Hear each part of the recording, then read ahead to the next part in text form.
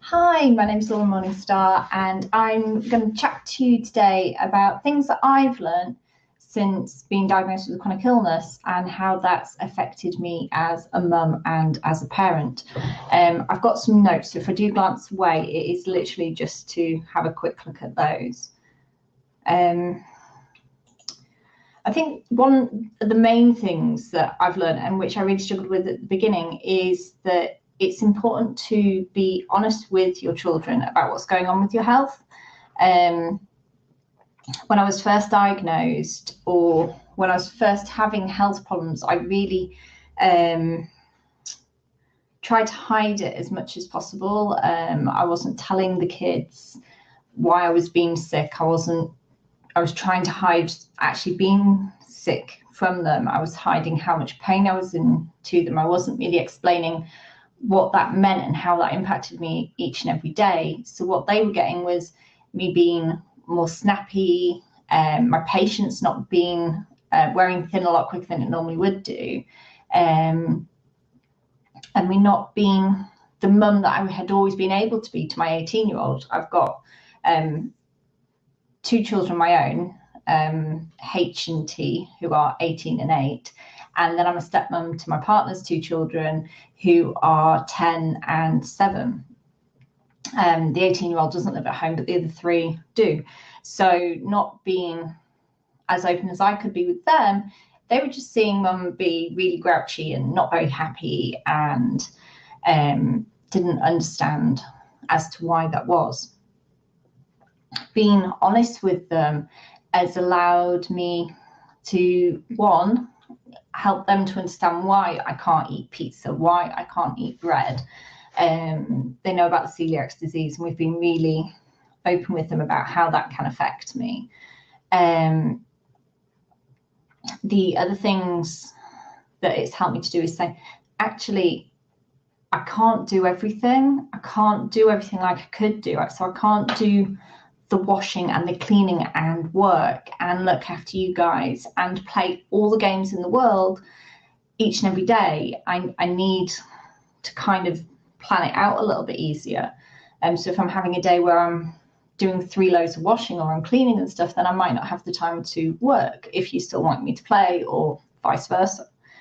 And one of the things that the 10 and 8-year-old very quickly came up with was, and their canny kids as well, was a reward system where if they were helping more with the cleaning and doing bits around the house, then they could have a treat. And that's working quite well. It's not really any different to, I suppose, doing chores in return for pocket money, but they would much rather have an experience such as going swimming or going to soft play than having money. So that's working quite well, and all 3 of the younger ones do something within that. For my 18-year-old, me not being honest with him straight up about what was going on with me health-wise caused him a lot of stress and worry, because in his head he'd made it more serious and bigger than what it actually was. And obviously a chronic illness isn't not serious, but to him he thought I had cancer or I was going to die. So that's been very eye-opening too. The hardest part in that is having to say to them all, I know I've got this, but they're also not sure what else is wrong with me. So when I'm poorly, I don't know why. And that can be tricky to explain to an adult, let alone kids. Some of the other bits and stuff that I've learned is, and one of the most important things I've learned is knowing my limits and being able to accept my limits on a daily basis. So if I know that we're going swimming, which we do every fortnight around about, I will make sure that on Friday I've had a pretty easy day because we swim on Saturday afternoon. On the Saturday, I'll make sure that there's not really anything else that I need to do outside of swimming. And quite often we'll arrange for us to have like a really easy tea that night. With the laundry, you know, the kids put their clothes away, I do ours as and when I can. And that really helps to make sure that I do have time to spend with each of them. And I do try to give each of them 10 to 15 minutes individually on their own. And with my eldest son, we have a phone call every Friday afternoon for a couple of hours. So each child gets some time spent with them.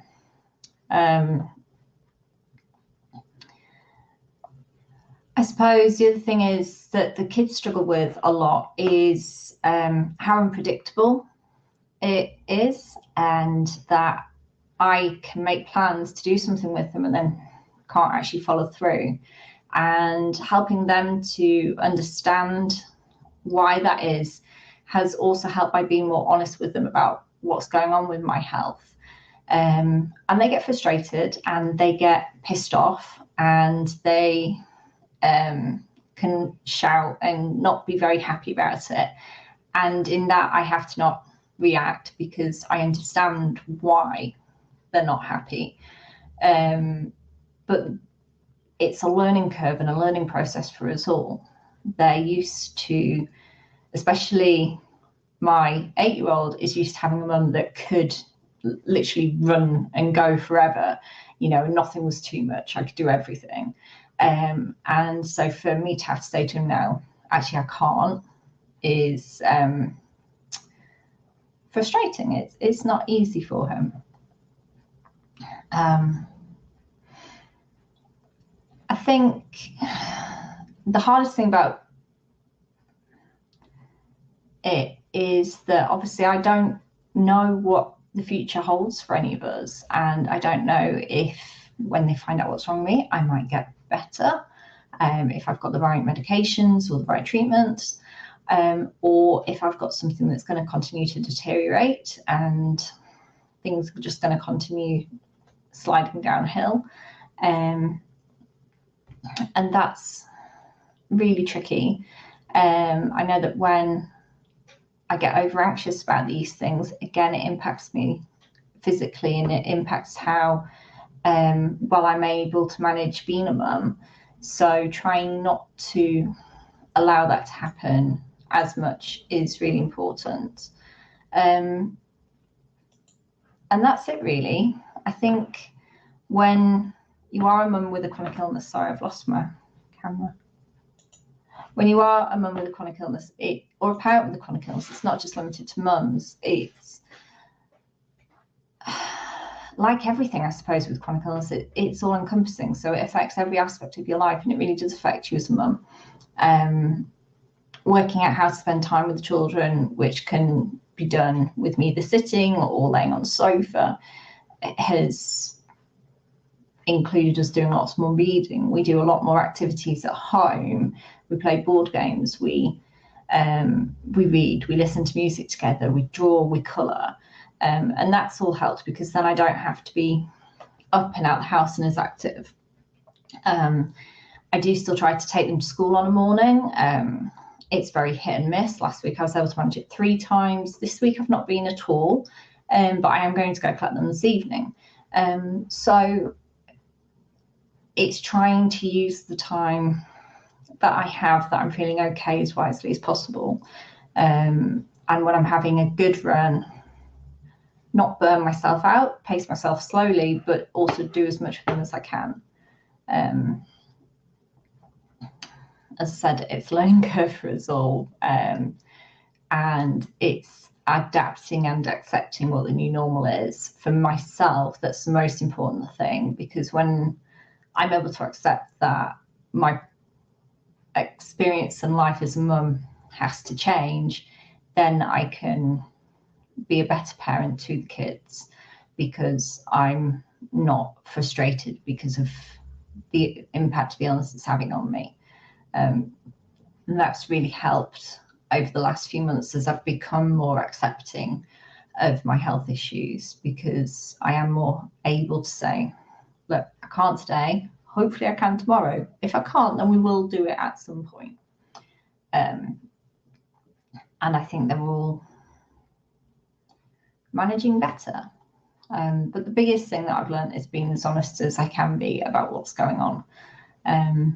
So yeah, those are just some of the things that I've experienced since being diagnosed with chronic illness and how it's impacted on my parenting. And I would love to know your thoughts on how it's impacted on your parenting, or if you're not had children yet and you're thinking about having children, it'd be great to know. And if you are a mum, or if you've got any tips, it'd be great to know too. Okay then, thank you for joining me. I'm going to say bye now and see you next week. Okay, bye.